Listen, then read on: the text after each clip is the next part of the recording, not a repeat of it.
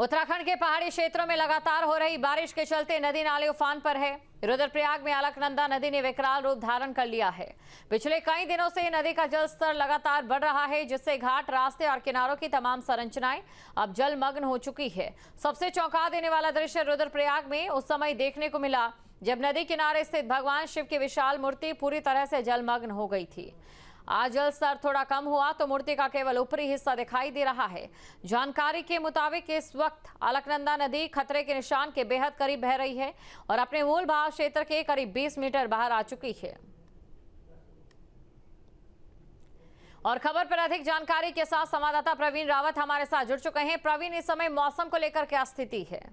जी, लगातार monsoon season का दौर जारी है। लगातार बारिश हो रही है। हालांकि आज अभी मौसम खुला हुआ है, मौसम साफ है, और लेकिन क्योंकि मानसून सीजन का दौर, तो लगातार मौसम बदलता रहता है, और जिससे कहीं ना कहीं जो नदी नाले हैं वो उफान पर हैं। अगर रुद्रप्रयाग की हम बात करते हैं, रुद्रप्रयाग में एक जो अलकनंदा नदी है वो अपने मूल स्थान से 20 मीटर ऊपर बह रही है, और वहाँ पे जो 15 फीट ऊंची विशालकाय शिव मूर्ति वो जलमग्न थी। हालांकि 2-3 दिन से जलस्तर में थोड़ा कमी देखने को मिल रही है, और जिससे कहीं ना कहीं जो मूर्ति का ऊपरी हिस्सा है वो दिखाई देने लगा है। लेकिन अभी भी जो अलकनंदा है वो अपने खतरे निशान पर बह रही है, जिसे कहीं ना कहीं काफी दिक्कतों का सामना करना पड़ रहा है। हालांकि जो नदी किनारे आवासीय भवन है उनको खाली करवाया गया है, लेकिन कहीं ना कहीं अभी भी जो मानसूनी सीजन लगातार जारी है, तो इसमें कहीं ना कहीं दिक्कतों का सामना किया जा रहा है। बिल्कुल दिक्कतों का सामना यहाँ पर किया जा रहा है। और देखिए, जो यहाँ पर मौसम में एक तरीके की बेरुखी कहे मानसून की देखने को मिल रही है, इससे पर्यटन क्षेत्र पर भी गहरा असर पड़ता नजर आ रहा है। प्रवीण, बिल्कुल, अगर मानसून की दस्तक, जैसे मानसून की दस्तक हुई, वैसे कहीं ना कहीं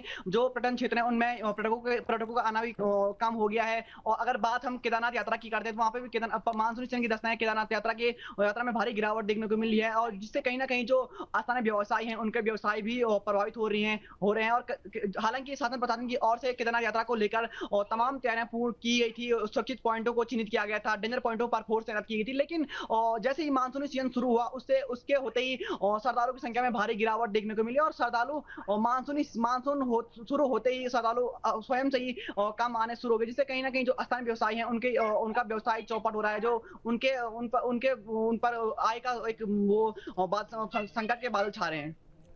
बिल्कुल, देखिए, बहुत से ऐसे इलाके भी थे जो कि नदी के किनारे स्थित थे, वहां पे रिहायशी जो घर थे उन्हें खाली करा दिया गया था। अभी उसको लेकर क्या स्थिति है प्रवीण?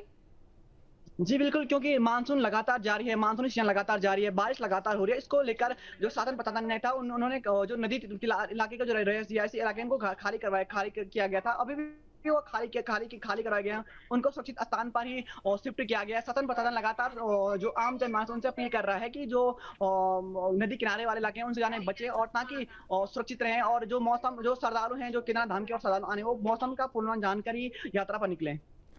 बिल्कुल, शुक्रिया तमाम जानकारी को दर्शकों तक पहुंचाने के लिए। तो तस्वीरें आपके सामने, तस्वीरों में आप देखा कि किस तरीके से जो नदी नाले हैं उफान पर हैं। जहां भक्ति है हर शब्द में, कथाओं में छुपे हैं दिव्य रहस्य, और ज्योतिष देता है जीवन को दिशा। धर्म से जुड़ी हर बातों को जानने के लिए हमारे चैनल स्तुति को सब्सक्राइब करें।